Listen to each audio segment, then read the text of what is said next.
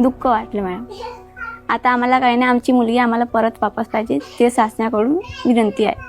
आता आठवण येते मुलीची, म्हणजे आता हो, आम्हाला असं माहीत नव्हतं की डॉक्टर असा करून घेईल म्हणून. आपल्या बाळाची वाट पाहणाऱ्या पल्लवी पारधी, त्यांची 3 महिन्यांची मुलगी सध्या बाल संरक्षण समितीच्या ताब्यात आहे. बाळाच्या उपचारासाठी ज्या डॉक्टरवर त्यांनी विश्वास ठेवला त्यांनीच त्यांचं बाळ विकल्याचं उघड झालंय. या छोट्याशा गावात राहतात.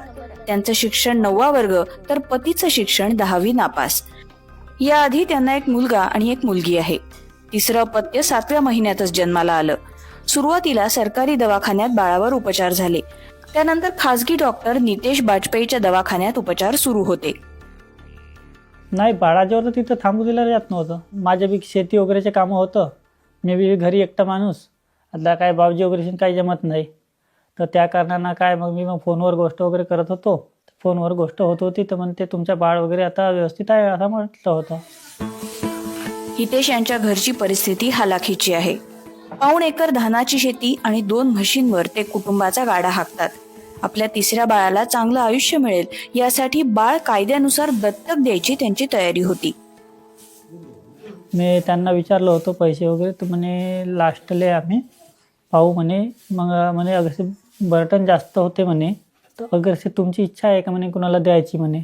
म्हणलं आम्हाला तेवढं काही समजत नाही कसं काय करायचं आहे का नाही. तर म्हणलं कानूनी तोवर जसं बी कोणी दत्तक घेतं तर हॉस्पिटलच्या बिल वगैरे ते पे करतील तर आम्ही त्यांना देऊ शकतो म्हणलो. तेवढी आमच्या हॉस्पिटलची बिल बी भरायची तेवढी शक्यता नाही आहे म्हटलं.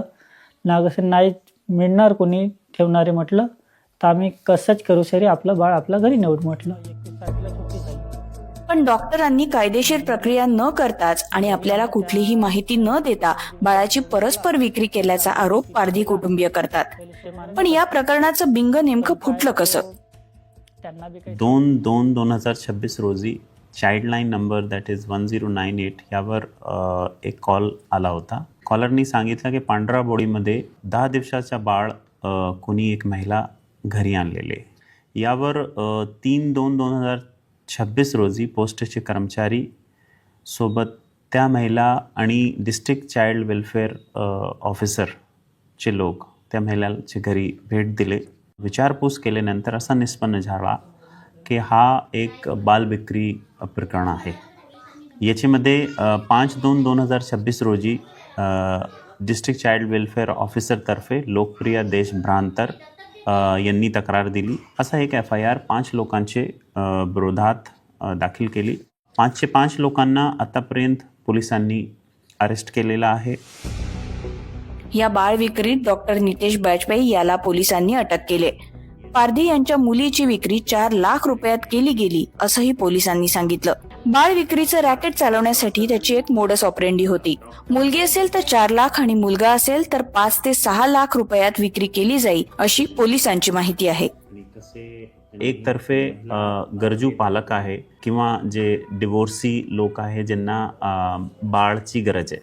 दुसरी तर्फे असे लोक आहे ज्यांच्याकडे बाळ जास्त आहे किंवा बाळाची गरज नाही, आणि मध्ये हा डॉक्टर होता.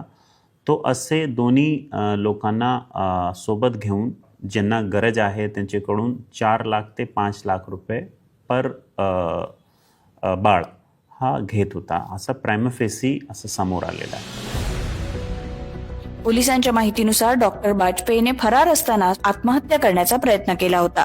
याच आरोपी डॉक्टर नितेश बाजपेयीच्या दवाखान्यातून आणखी काही बाळांची विक्री झाली होती का याबद्दल पोलीस हॉस्पिटल डेटा आणि नगर परिषदेच्या नोंदणीवरून चौकशी करतायत.